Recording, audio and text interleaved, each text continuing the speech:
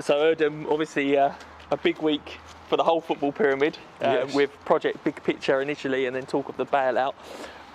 Firstly, let's talk about Project Big Picture.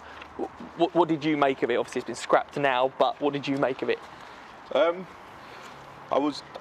mean, if I was to look at it in general, I was never for the idea of reducing the Premier League to 18, and I didn't like the idea that some people had stronger votes than the others. I didn't think that was a fair equilibrium for football. Ideally, all I'm concerned about is Crawley Town Football Club and what's the best thing for our club. So I need to try and we need the pyramid to become fairer so it can make us more self-sustainable. Some people say, yeah, it's a small club, this, that, the other, but at the end of the day, we're a big part of this community. We're the biggest club of Crawley, naturally, and we want our club to keep progressing and competing in the EFL, and that's the most important thing. And I think one of the things from I think a lot of people saw what you said. It was a bit of a power grab at the top, but actually, in terms of making clubs at our level sustainable, there were some really good elements of it, which we would have loved to bring in, just ideally not at the detriment of the clubs in the Premier League, if you like. Yeah, I mean, yes, I understand that, but I think the answers in your question, again, what you've just said, we have to try and become more self-sustainable. So it's good that we are visiting this now, and hopefully the future will be brighter for League One and League Two clubs, all EFL clubs, because everyone's hurting right now. Without the fans, I think the transfer market's turned upside down as well.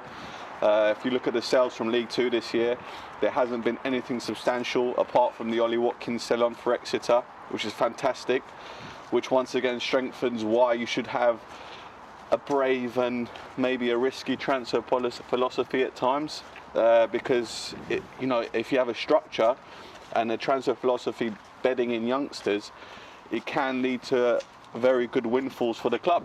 Yeah, and sort of talking about, I suppose, transfers in some ways. We saw a couple go out last week. Ashley Nathaniel George went to Southend, and obviously Felipe Moraes officially left the club. Can you sort of talk us through those deals? Yeah, I mean, I'll start with Felipe Moraes. When we got Felipe Moraes, we got him on a 3-year deal. We took a player from the Championship who's done well, had 17 assists on their promotion to the Championship the year before. I feel it was a wrong move now, being a 3-year deal. That's something that we've had to learn from. I think the variables haven't played well for Felipe's embedding into the club, is in the change of managers. I think the change of manager hurt Felipe's embedding into this football club, because that was a very important part of the process. However, that's something I have to learn from. I'll be honest with you, it's something that lives with me every day, because I always think, how did we get into a 3-year deal? And I question myself. And there's a lot of variables that I look at and that you have to learn from. And now he's gone, we mutually terminated. He's still done something quite very good for the football club in leaving on favourable terms. So I thank him for that. And obviously a really important goal at Yeovil as well. In some ways. Look, it wasn't all bad, because he played in the Norwich game in the League Cup. He played in the Yeovil game, which was massive for the club's history. The goal, However, when you look at it, the 3-year deal in the beginning, there's a lot that I can't talk about, obviously, but there was a lot of pressure and there was a lot of movements which kind of moved away our negotiating power at the time. But that's something that I personally have to learn from. And unfortunately, for me personally, it's something that I'm not proud of, and what I've done at Crawley, that's not something that I'm proud of in the sense of the length of the contract. I'm proud of other bits, and hopefully I've made it up with the other good that I've done. However, it's something that we as a club, and me personally, definitely need to learn from. On Ashley Nathaniel George, very simply put, it's a player that doesn't want to be here. So if he doesn't want to be here, he can leave. We don't want him here. It's that simple. And if someone that gets a 4-year contract from the Ryman Premier League, and you act that way towards an EFL club that's given you that chance, where no one in the world would have given you that chance, no one, then it says a lot about, unfortunately, the people around Ashley. I'm not gonna dig out Ashley, because he did well for us as well. But I'll say a few words about the people around him. I think these people, they see Crawley as a small football club, and in their minds, you know, they think they're high-flying agents. But in the truth of the matter, I've come from that game, and they're nowhere near the elite or the cream of the game. So good luck to them, and I hope they keep developing and progressing in their lives, but they should start getting a little bit grounded. Sort of looking after maybe the players' long-term interests rather than sort of short-term. Yeah, and the way they've conducted themselves is inappropriate. I think it's rude. But anyway, good luck to Ashley. You know, Ashley's one we plucked out, and he served us well. He scored goals for us. I think he could have been more consistent, but I wish him the best. And that's actually a positive on the recruitment we've had at the club. To bring in someone from Hendon, and then it didn't work out for him in the end. With playing time, this, that, the other, but I blame the entourage around the player.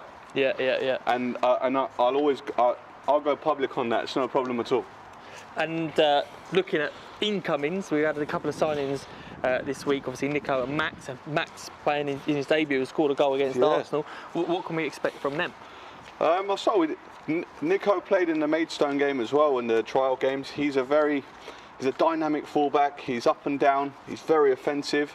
Needs to work on his defensive game a little bit, but I'm excited by him. Max Waters, I mean, I'd only watched him 7v7s in the training, so right. I wasn't aware of what when you see the 11v11, it's different. The gaffer pushed him a lot. He likes him a lot, and fair play to the gaffer. From what I saw in the Arsenal game, we have someone who's tall, powerful, quick, will run for you all day long. He didn't miss a header. Yeah. Which was good. So I'm actually delighted to see that we've bolstered our forward ranks now. We've got two, I'd say, designated strikers complete in Naddison and Nichols, and now we've got Ricky and Max to push for those slots as well. Yeah. And finally, when does the transfer window close for us? Is it a couple of days' time, I believe? Well, it's today being Thursday, obviously. Yeah. So we have until tomorrow. We've got one lined up. Hopefully to come in. Yes, I'd say, quoting the gaffer, I'd say it's 99.9% done. Hopefully there's not any hiccups, but I'm actually genuinely excited to bring him in. Okay. Yeah, and it's a proven player, obviously, but we're working on it. Hopefully by the time this comes out, we've got him in, and it's great. Otherwise, I'm going to look like a lemon. Any look at going out? Maybe some loans or anything in that? Well, I think in all fairness and in all truthness, we have a very, very tough fixture schedule coming. Right. So you've got Saturday, Tuesday, Saturday, Tuesday, Saturday, Tuesday, and I think we should try and hold on to everyone until the 1 month has passed us, and then we can maybe loan out some of the young ones, maybe to the conference. Because you can still loan out after the window shuts. Yeah, because the conference window, I think, is still carrying on. So I don't want to rush into loaning players out just in case. We still have a squad that's in transition. I mean, it doesn't matter who we replaced. Look, we lost Bez, Panuch, and Ollie. These guys, between them, probably wrapped up at the club 200 appearances. So you've lost 200 appearances in 2 years that have left you. It doesn't matter if we brought in the best players in the world. It's still obviously it would, but there's a massive transition period. It doesn't matter who you bring in. Like, these are players that knew the club, they knew the players around them. What I'm delighted with, Tom Nichols has come in straight away, he's firing. You know, it's good to see. Tyler Frost has come in straight away, he's made an impact, he's playing games. He'll add goals and assists as well, which is good to see. So the transition is there, but we have to try and get the most out of everyone, because we have very hard games. You know, Morecambe are top. Tough game. We go to Exeter and Salford back to back away. Tough games, yeah. I personally think that's the two toughest away games.